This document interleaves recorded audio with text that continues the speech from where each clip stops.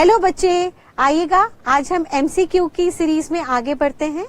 आज हम CMA final के जून 19 के पेपर को देखने जा रहे हैं। June 19 MTP set 1 part A GST. पहला question, choose the correct answer with justification workings wherever applicable. First part, the due date to file GSTR 7 that is the return for authorities deducting tax at source. जो भी TDS काट रहे हैं उनकी return कब तक जानी चाहिए? सर हमने पढ़ा था टीडीएस के चैप्टर में that by 10th of next month ये रिटर्न फाइल हो जानी चाहिए। देयरफॉर फर्स्ट पार्ट का आंसर है part A. Second question, which state become the first state of India to ratify GST bill? Ratify का मतलब होता है टू कंफर्म। कौन सा स्टेट था इंडिया में जिसने सबसे पहली बार जीएसटी बिल को कंफर्म किया? इस पॉइंट को अच्छे से याद कर लीजिएगा बिकॉज ये पॉइंट ज्यादा डिस्कस नहीं होता। सर इंडिया का पहला स्टेट जिसने जीएसटी बिल रेटिफाई किया था is Assam. Therefore the answer will be part C. Highlight कर दीजिए, आसाम पहला स्टेट था जिसने जीएसटी बिल को कंफर्म किया था। Third part, which one of the following is true? First, a person can collect tax only if he is registered. Second, a registered person not liable to collect tax till his aggregate turnover exceeds threshold limit. Sir registration तभी arise होता है जब threshold limit exceed कर जाए under section 22। And sir otherwise अगर section 24 में compulsory registration होता है तो फिर तो वो रजिस्टर्ड ही है, उसको थ्रेशोल्ड लिमिट देखने की जरूरत ही नहीं है। यानी सेकेंड स्टेटमेंट तो गलत है, फर्स्ट स्टेटमेंट सही लग रही है। A person can collect tax only if he is registered. Yes sir, वो कलेक्ट तभी कर सकता है टैक्स जब वो रजिस्टर्ड है। Third, a person can collect tax during the period of his provisional registration. नहीं sir, none of the above, no. Answer will be part A, पहला पार्ट सही है। एक पर्सन कंज्यूमर से तभी टैक्स कलेक्ट कर सकता है जब उसने खुद का रजिस्ट्रेशन गवर्नमेंट के साथ कराया हो। ठीक है जी। Next, what does N stands for in HSN? Sir N का मतलब होता है nomenclature. HSN stands for harmonised system for nomenclature. भाई ये नॉमेनक्लेचर का लिटरल मीनिंग होता है साइंस ऑफ नेम। और सर इंडिया में रीजनल लैंग्वेजेस होती है, हर स्टेट में एक ही आइटम को अलग अलग नाम से जाना जाता है।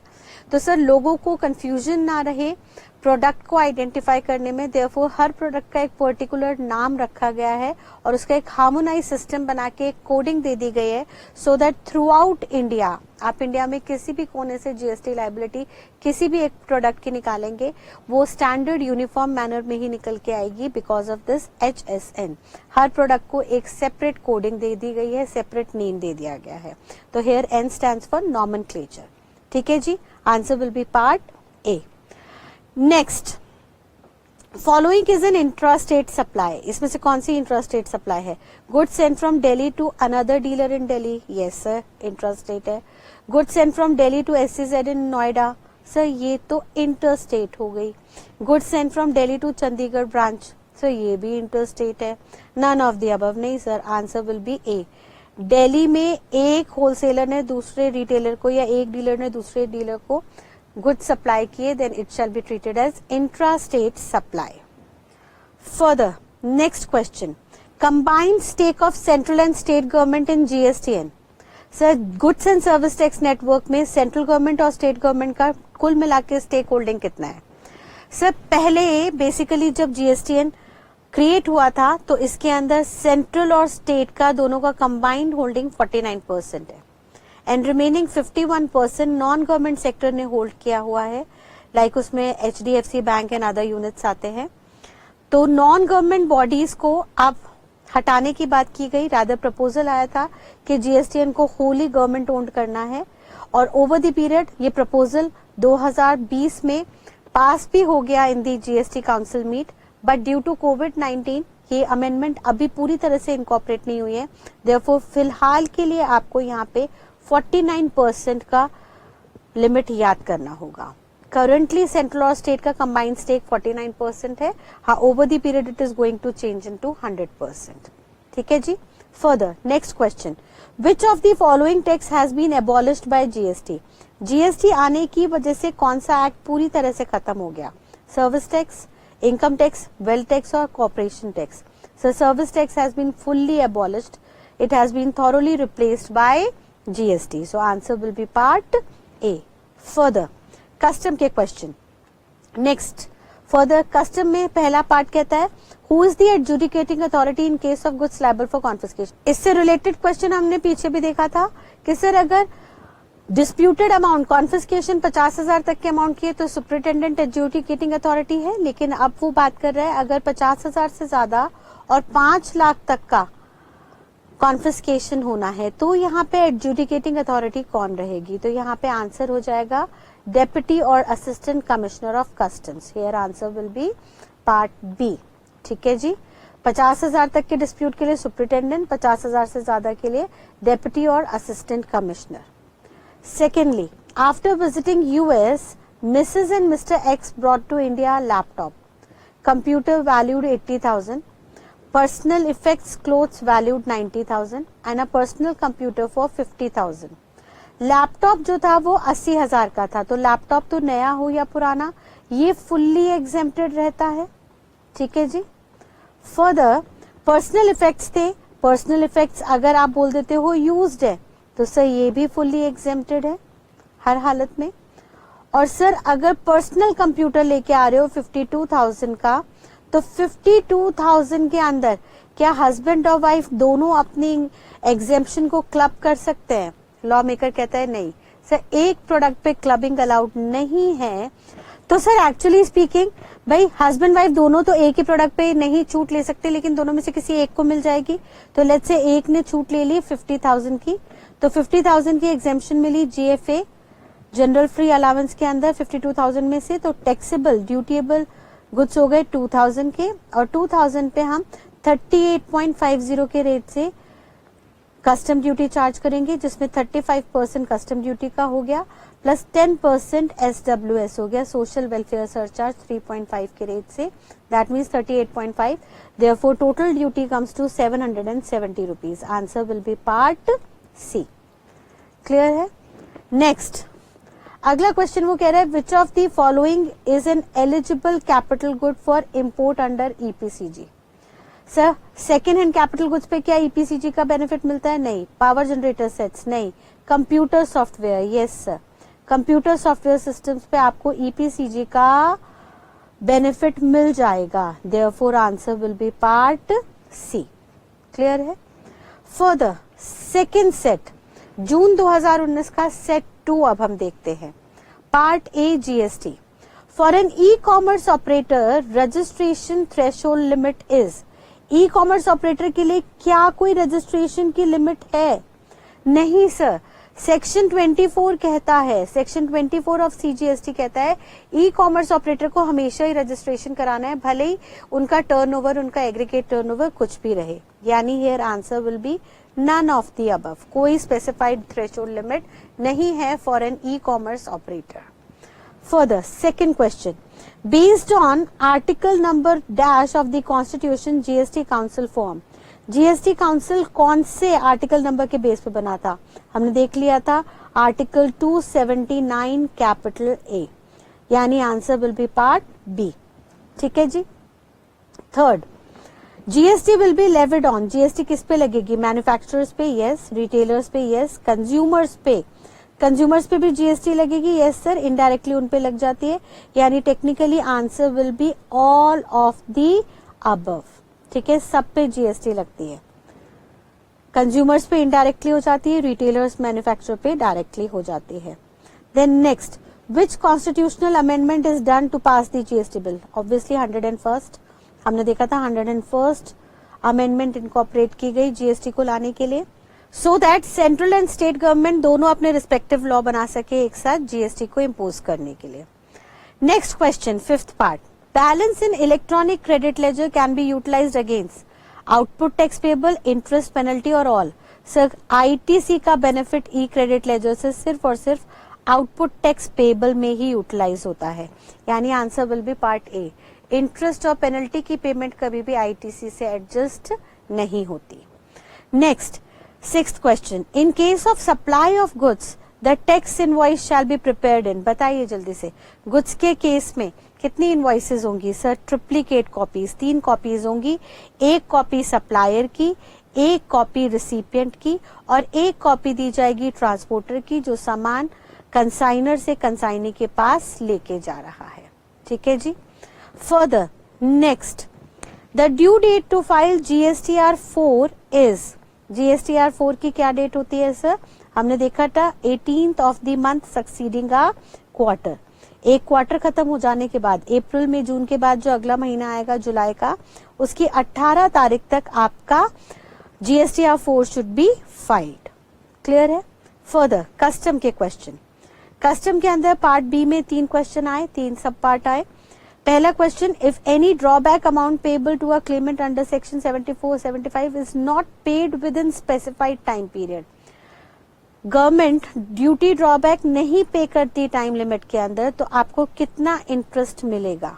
Answer will B 6%। याद रखिए, पूरे इनडायरेक्ट टैक्स में रिफंड अगर डिले हो रहा है तो रिफंड के ऊपर डिपार्टमेंट 6% पर एनम के रेट से आपको इंटरेस्ट पे करेगा। ठीक है जी।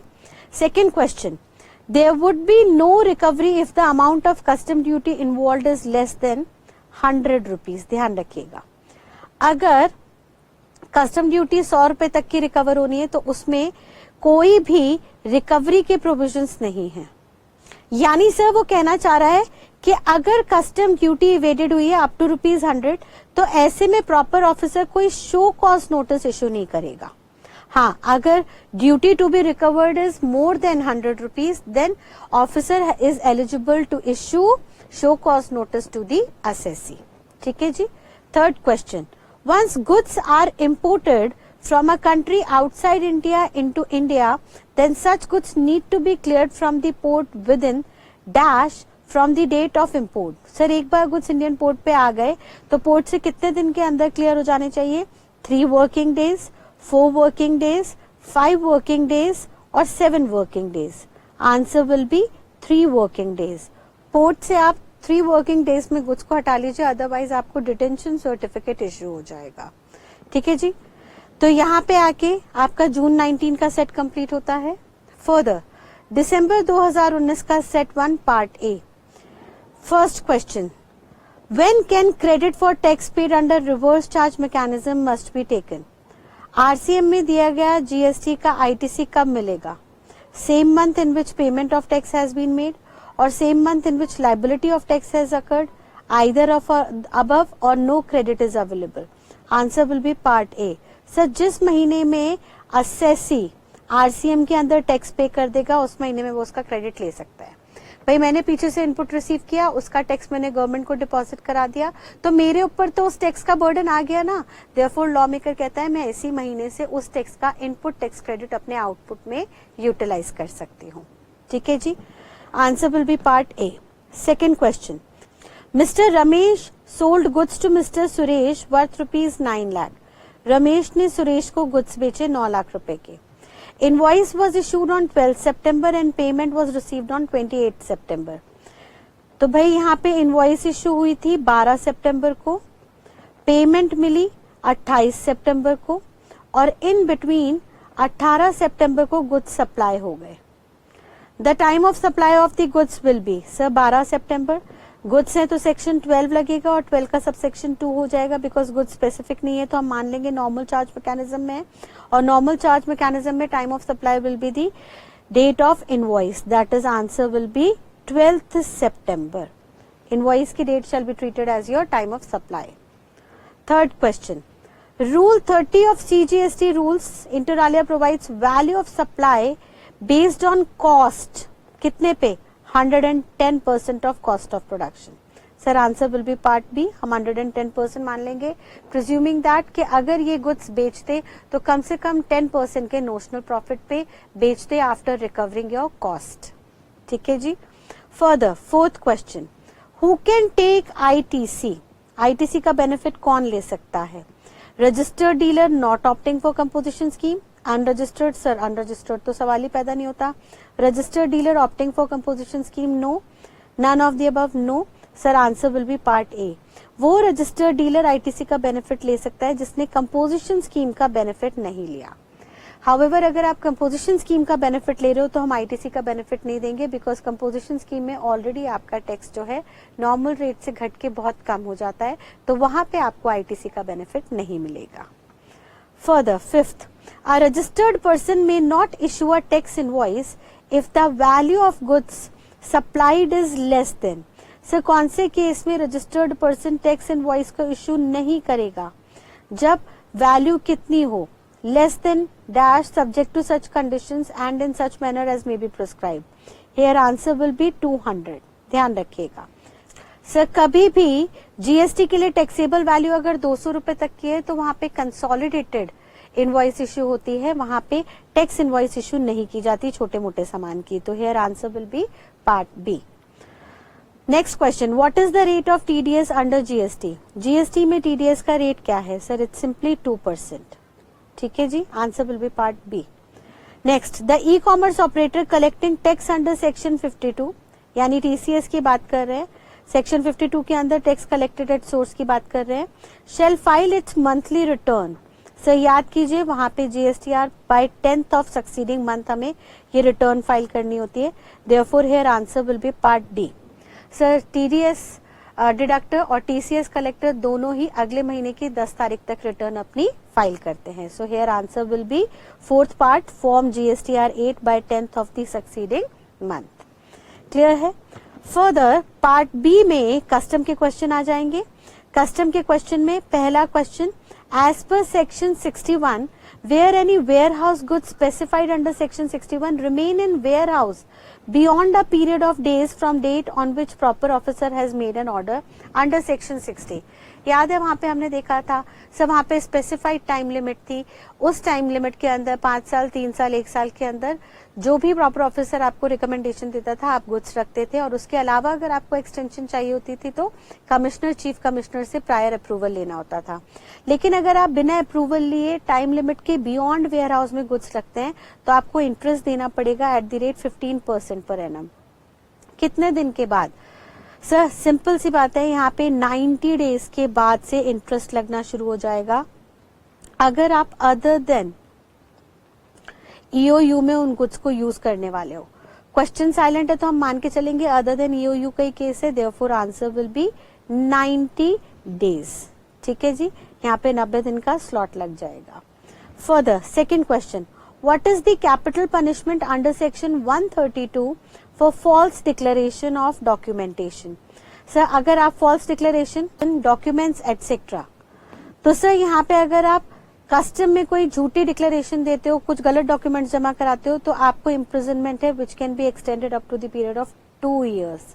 Answer will be part A. याद रखिएगा. ठीक है जी, यहाँ पे इम्प्रिजनमेंट 2 साल तक की हो सकती है. Third question, only project having minimum investment of dash in plant and machinery shall be considered for establishing EOU. याद कीजिए फॉरेन ट्रेड पॉलिसी में पढ़ा था, एक्सपोर्ट ओरिएंटेड यूनिट्स के लिए याद कीजिए हमने देखा था मिनिमम 100 लाख की इन्वेस्टमेंट होनी जरूरी है in plant and machinery etcetera. 100 lakh का मतलब हो गया 1 करोड़. कम से कम 1 करोड़ की इन्वेस्टमेंट में आप लगाएंगे प्लांट एंड मशीनरी में, तभी आपको एक्सपोर्ट ओरिएंटेड यूनिट के अंदर यूनिट एस्टैब्लिश करने की परमिशन दी जाएगी. ठीक है जी, यहाँ पे आके सेट 1 कंप्लीट होता है दिसंबर 19 का. फर्दर सेट 2 देखिएगा दिसंबर 2019, part A GST. First question, in GST securities have been specifically, securities को क्या किया गया है? इंक्लूड किया गया है in the definition of goods, include किया है डेफिनेशन ऑफ सर्विस में, included in goods as well as service, और excluded? Sir money and securities को स्पेसिफिकली एक्सक्लूड किया गया है from the definition of goods और सर्विस, यानी फर्स्ट का आंसर है part D. Second question, ABC limited gives Puja gifts to its employ mister Y worth ₹5 lakh. Its taxability will be, बताइए 5 लाख तक का गिफ्ट मिला है पूजा के टाइम पे, दिवाली पे, तो सर क्या ये छूट मिलेगी या टैक्स लगेगा? सर याद रखिए एम्प्लॉय का गिफ्ट 50,000 तक का होगा तो एग्जेम्प्टेड है, लेकिन यहाँ 5 लाख है. Therefore it is a supply and liable to GST. ये सप्लाई मानी जाएगी और इस पे जीएसटी लगेगी. ठीक है जी, तो इसका आंसर हो जाएगा पार्ट ए.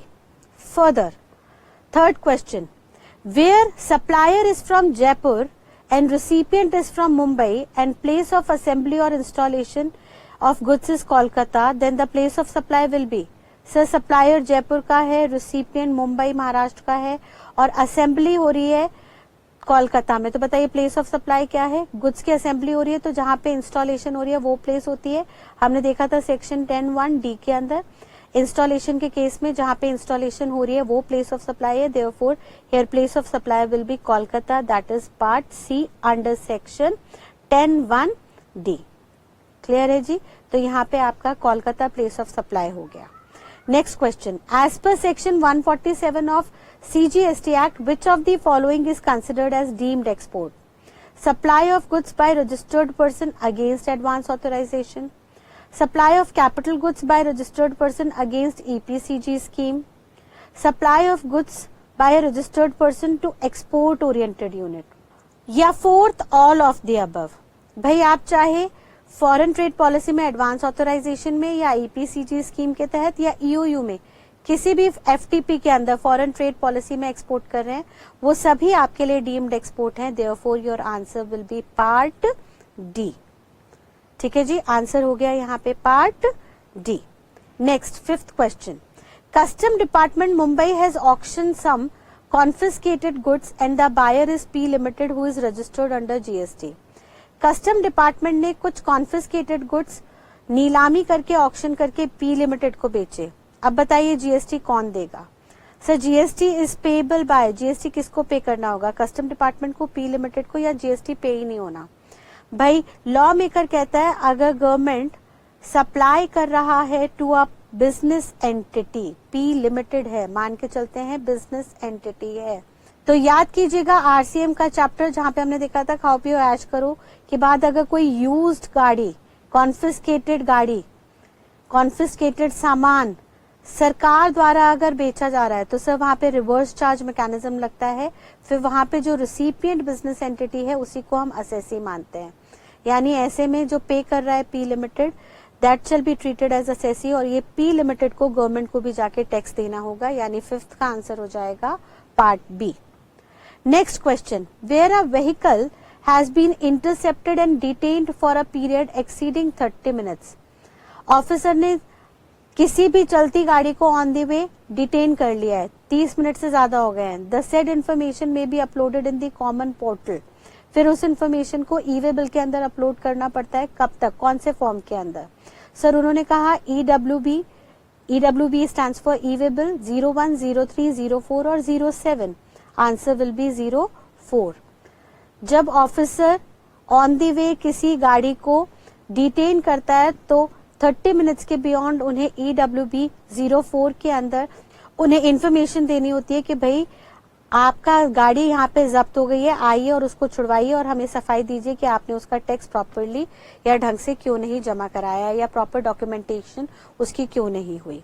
ठीक है जी।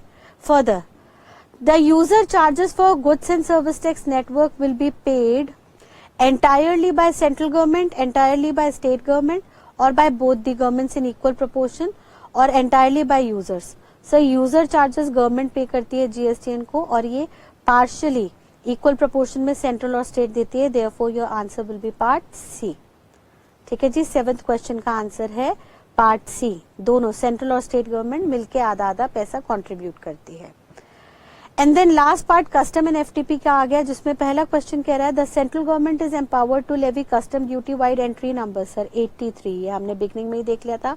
कॉन्स्टिट्यूशन के यूनियन लिस्ट के अंदर 7th शेड्यूल में आइटम नंबर 83 के अंदर पावर दी गई है सेंट्रल गवर्नमेंट को to charge custom duty on import and export. Rather इसी एंट्री के अंदर पार्लियामेंट को पावर दी गई है for drafting law to recover tax on import and export of goods.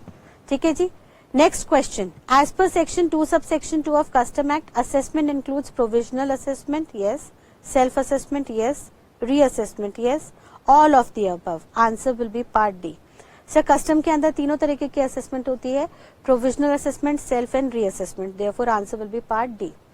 And then lastly वो कहता है डैश मीन्स वेसल और cargo which is abundant in sea without any hope of recovery. Sir section 21 पढ़ लिया था, डेरेलिक्ट ऐसे goods हैं जिनको आप समुद्र में फेंक देते हो बिना किसी होप के of recovering it, therefore answer will be part ए।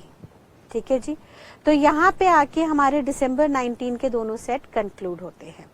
ठीक है जी, सो आज की लेक्चर को हम यहीं पे कंक्लूड करते हैं। इस सीरीज को हम आगे बढ़ाएंगे अगले लेक्चर में। Till next lecture, thank you and God bless you all, bye bye.